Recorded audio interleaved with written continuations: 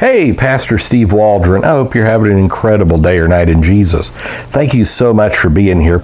We're looking at the subject of creation and some reasons why in science we can believe the Bible, and also why current theories of origins like the Big Bang would not be true. So thanks for being here. Do check out our other videos and join us daily.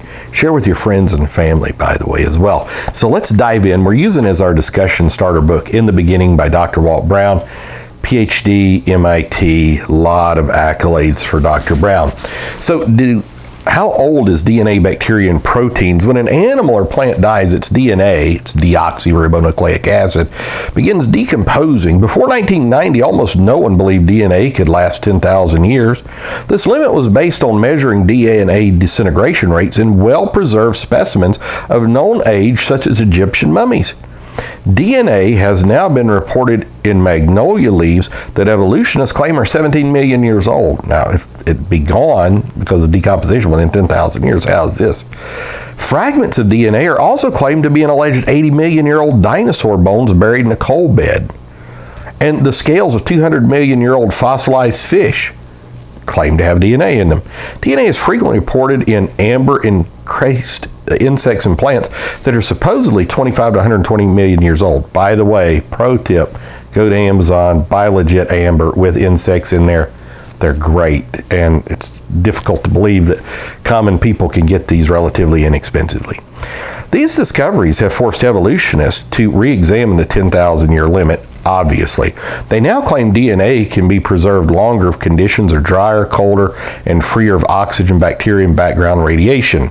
Measured disintegration rates of DNA apparently under these more ideal conditions still don't support that conclusion. Therefore, the previously measured rates were probably not several thousand times in error. In interpretation, DNA only lasts 10,000 years. And so when they're finding it, claiming it to be 100 million years old, it's really not. It's less than 10,000 years old. Even living bacterial spores have been recovered, cultured, and identified in intestines of bees preserved in supposedly 25 to 40 million year old amber. The same bacteria or bacillus are found alive in the rocks allegedly 250 million and 650 million years old. Again, they're not supposed to last that long, so they're saying, well, the rock is 650 million years old and it has living organisms in it. No. If one accepts these old ages for rocks, they must also accept that some bacteria are practically immortal, living hundreds of millions of years old.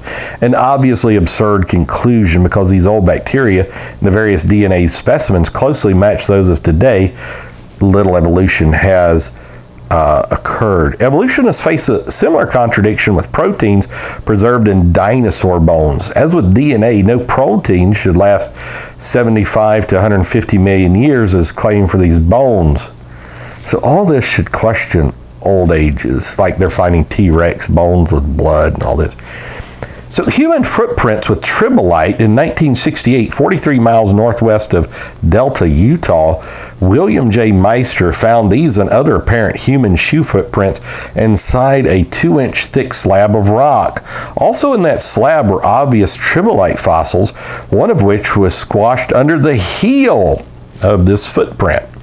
The 10-inch long shoe print is at the left at this picture, and it's rock mold to the right. According to evolutionists, tribolites became extinct 250 million years before humans evolved. It says on this picture, notice how the back of the heel is worn, just as most of our shoes wear today. So you've got a tribolite who went extinct 240 million years ago and human footprints together. This happens like on our Biblical Archaeology Today podcast with Steve Waldron on Spotify. You can also get on Apple Podcast. We did some dinosaur human footprints as well, various around the world. So human artifacts at various times and places, man-made objects have been found encased in coal. Examples include a thimble, an iron pot, an iron instrument, an 8-karat gold chain, 3 throwing spears, and a metallic vessel inlaid with silver. Was it Guadalupe woman, I think it was? Other out-of-place artifacts, also known as oops artifacts, I got a video on that, have been found inside deeply buried rocks, nails, a screw, a strange coin, and tiny ceramic doll. I remember seeing that in the Guinness World Book of Record. And other objects of obvious human manufacture. By evolutionary dating techniques, these objects would be hundreds of million years older than man. Again, something's wrong. You know, they're finding bells and dolls in coal beds that are hundreds of millions of years old. It's like, no. And so human-like footprints, getting back to that, 150 to 600 million years old, have been found in rock formations, as we mentioned, in Utah, but also in Kentucky, Missouri, and possibly Pennsylvania. At Latoli, in the East African country of Tanzania, as you say it in the Swahili, a team headed by Mary Leakey found a sequence of apparently modern human footprints, but they were dated to 3.7 million years old. So, now let's look at river sediments and showing the age of the earth. More than 27 billion tons of river sediments enter the oceans each year. Probably the rate of sediment transport was even greater in the past as the looser topsoil was removed as erosion smoothed out the Earth's terrain. Even if erosion has been constant, the sediments now on the ocean floor would have accumulated in only 30 million years. No process has been proposed which can remove 27 billion tons of ocean sediments each year. Consequently, the oceans cannot be hundreds of millions of years old. You know, the oceans would be filled in. Continental erosion shows this. Topsoil depletion. Let's look at continental erosion with Dr. Brown. The continents are eroding at a rate that would level them in much less than 25 million years. However, evolutionists believe fossils of animals and plants at high elevations have somehow avoided this erosion for more than 300 million years. Of course, something is wrong. Shallow meteorites. Meteorites are steadily falling into Earth, and I love seeing falling stars. Hat tip to my brother Lamar, who sat out and saw like 60 when I was a kid during one of these meteor showers. This rate, and we'd go inside and watch The Hand with Peter Lorre. This rate was probably much greater in the past because planets have swept from the solar system much of the original meteoric material. Experts, therefore, express surprise that meteors almost always found in young sediments near the Earth's surface instead of not all the way through the geologic comet. But if it was laid by Noah's flood, even meteoric particles in ocean sediments are concentrated in the topmost layers. So if Earth's sediments, which average about a mile in thickness on the continents, were deposited over hundreds of millions of years, as evolutionists believe, many iron meteorites should be buried well below Earth's surface. Because this is not the case, the sediments are apparently deposited rapidly. Furthermore, because no meteorites are found immediately above the basement rocks on which sediments rest, these basement rocks could not have been exposed to meteoric bombardment for any great length of time. Similar observations can be made concerning ancient rock slides. Rock slides are frequently found on the Earth's surface but are generally absent from supposed old rock. We also go to meteoric dust. It's accumulating on Earth so fast that after 4 billion years, meteoric dust, more than 16 feet of this dust should have accumulated around the world. Because this dust is high in nickel, Earth's crust should have an abundance of nickel. No such concentration is to be found on land or in the oceans. Therefore, the Earth appears to be young. Just a couple more here. Magnetic decay over the past 140 years. Direct measurements of Earth's magnetic field show its steady and rapid decline in strength. This decay pattern is consistent with the theoretical view that there's an electrical current inside the Earth which produces the magnetic field. If this is correct, then just 20,000 years ago, the electric current would have been so vast, Earth's structure could not have survived the heat produced. So the Earth is not 20,000 years old. It's just not. Rapid cooling, moon recession. You have that.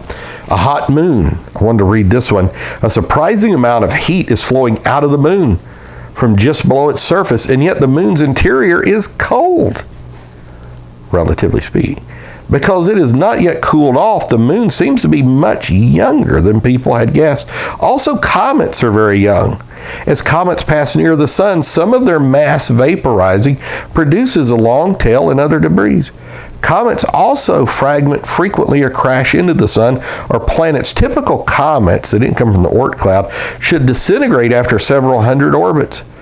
For many comets, this is less than 10,000 years. There's no evidence for a distant shell of cometary material surrounding the solar system, and there's no known way to add comets to the solar system at rates that even remotely balance their destruction. Actually, the gravity of planets tends to expel comets from their solar system rather than capture them. Consequently, comets in the solar system appear less than 10,000 years old. One last one, and it's the shrinking sun, even though it would be neat to look at the Poynting-Robertson effect. I may need to make a video just on that. But the shrinking sun, since 1836, more than 100 different observers at the Royal Greenwich Observatory and U.S. Naval Observatory have made direct visual measurements that suggest the sun's diameter is shrinking at the rate of about 0.1% each century, or about 5 feet per hour. That's scary. Furthermore, records of solar eclipses indicate this rapid shrinking has been going on for at least 400 years. Several indirect techniques also confirm the sun is shrinking, although these inferred rates at only about 1/7 as fast. Using the most conservative data, one must conclude that the sun existed several million years ago. It would have been so large that its heat would have destroyed life on Earth. Yet evolutionists say 1 million years ago, all present forms of life were essentially as they are now, having completed their evolution that began 1,000 million years ago. The sun also radiates neutrinos. Neutrinos are extremely light subatomic particles produced by nuclear reactions inside stars, including the sun. If nuclear fusion produces all the sun's heat, the Earth should be bathed in 3 times as many neutrinos as scientists measure.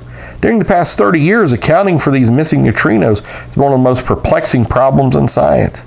However, if much of the sun's heat is from its slow gravitational collapse, which is measurable, then the lack of solar neutrinos is explained. But this gravitational collapse wouldn't have been going on very long. So, it's a young Earth after all. It's a young Earth after all. God bless you. Jesus loves us. See ya. Bye-bye.